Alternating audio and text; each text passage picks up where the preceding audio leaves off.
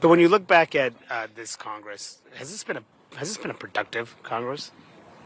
No. One thing.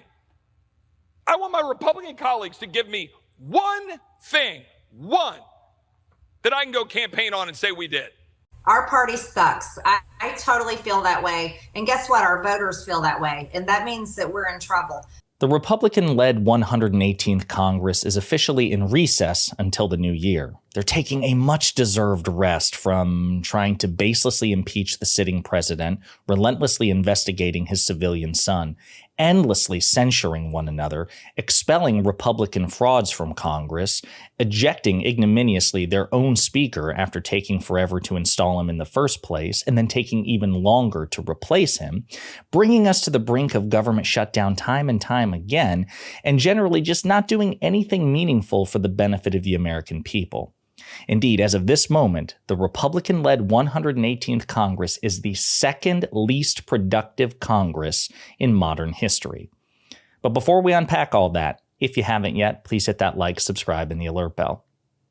All right, folks, I've got several clips to play. This is a bit of a year in review of the House Republicans' leadership of the House of Representatives. It's a disaster, as you know, but putting facts and figures to it really put it in perspective. So let's play a couple of clips and we'll unpack it together. One thing, but unfortunately, the numbers suggest that despite their House majority, the Republicans didn't get much done at all, significant or not. In 2023, the first year of the current House, Congress enacted just 22 bills into law. Now, to be fair, a House term is 2 years, and it's possible that next year will be more productive. But right now, the current House is lagging embarrassingly behind the previous 2 terms, which saw 365 and 344 bills enacted into law, respectively. Seems that instead of legislating, GOP hardliners spent months threatening shutdowns and a default. But they did manage to set a new record, fighting over who should be Speaker of the House. And that brings me to Kevin McCarthy. He got the gavel promising to, quote, never give up, before losing the gavel and giving up. Absolutely true. He is officially resigned from Congress, so no more Kevin McCarthy, which further shrinks the very narrow Republican House majority. Rachel Maddow goes deeper into the history, talking about putting it in perspective, the one iteration of Congress which is even less productive than this one. But we almost have to grade them on a curve. You guys, we are almost the best ever. We almost have the record. The record, the all-time American record for the least productive year in Congress in the history of the Congress is from when Herbert Hoover was president, the last year of his presidency, 1931 to 1932. America was in the throes of the Great Depression. At that point, the unemployment rate was still climbing from horrific to even more horrific. That Congress, from March 1931 to March 1932, passed a grand total of 21 bills that were signed into law over the course of the whole year. That's the lowest of any year in Congress ever. And that year, Congress actually waited 9 months before ever convening a single session in Washington. They basically took the first 9 months of the year off.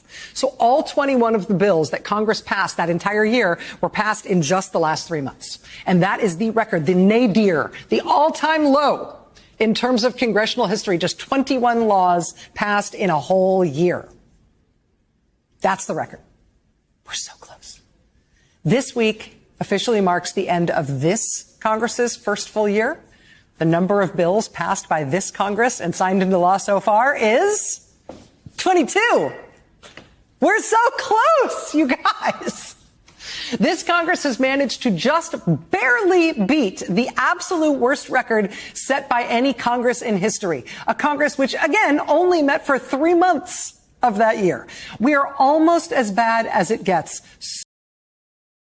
That's pretty embarrassing, especially as Maddow points out, when you consider the fact that that particular Congress under Herbert Hoover technically only met for 3 months. In 3 months, they managed to almost match a year's worth of legislative activity from this Republican-led conference. It's absolutely, utterly embarrassing.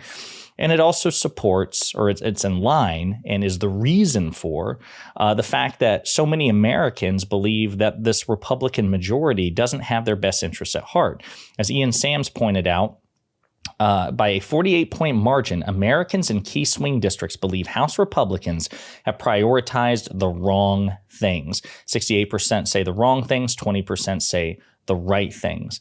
And how can you blame them? Their track record suggests that that's indeed the case. Folks, this is embarrassing. I've said it before, I've said it again, and 2023 is a monument to it. It is an objective, incontrovertible, irrefutable fact. Whatever your beef is with the Democratic Party, and there's plenty of beef to be had, right? There's plenty of cattle there. The Democratic Party isn't perfect by any stretch of the imagination, but at least they're a serious, legitimate governing party. At least they want to try to govern, even if you genuinely disagree with how they go about it. It's not about BS nonsense culture war issues. That is all the Republican Party is good for. They have no interest in using their power responsibly to benefit the country as a whole, or even their own constituents. Unless you're like a multi-billionaire, you don't benefit directly from House Republicans' activities because all they care about is what shoes the green M&M is wearing, or if there's a black elf in the Lord of the Rings TV show, or if Biden's coming for your gas stoves, or investigating the president's civilian son who's been investigated multiple times while conveniently ignoring the potential criminal or unethical activity from Donald Trump's kids who were in office, who do deserve government scrutiny. That's all they care about.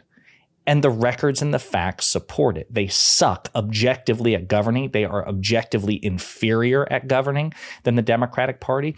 And you and I need to let the whole world know it, which is why, as we go into the election season next year, as the election rapidly approaches, this is yet one more reason why you should vote blue in November, no matter who. The Republicans have forfeited their right to your vote, in my opinion.